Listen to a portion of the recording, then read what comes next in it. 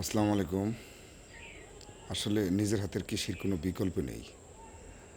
এর উপকারিতা মানে এর অনেকবিধ উপকার আছে। নিজের হাতের কৃষির একটা সুন্দর সময় কাটানো এবং আমি কি খাচ্ছি প্রতিদিন আমার পরিবার নিয়ে সেটার বিষয়ে আমি নিশ্চিত হয়ে যাচ্ছি। বাজারে ভালো ভালো জিনিস খাবার বিক্রি হয়, এটা স্বাভাবিক। কিন্তু আমরা আসলে জানি না তার প্রক্রিয়াটা, উৎপাদন ব্যবস্থাটা কীরকম, মানে কিভাবে সেটা চাষ হয়, সেগুলো আমাদের ধারণা মানে স্পষ্ট না।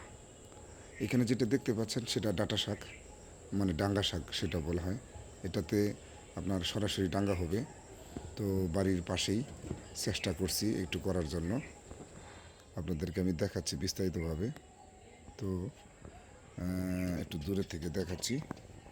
এটা হলো এগুলো পেঁপে, ডাঙ্গাগুলো অনেক সুন্দর হয়ে গেছে। এই পাশেও দেখাচ্ছি, ওয়ালের পাশে একটু বড় করে দেখাচ্ছি।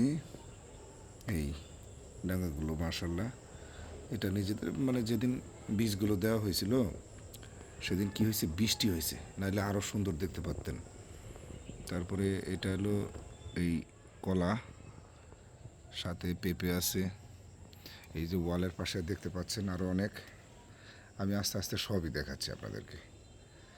এই যে যা দেখতে পাচ্ছেন এগুলো সবই ডাঁটা শাক আছে। এই পাশে একটু দূরে, তো আমি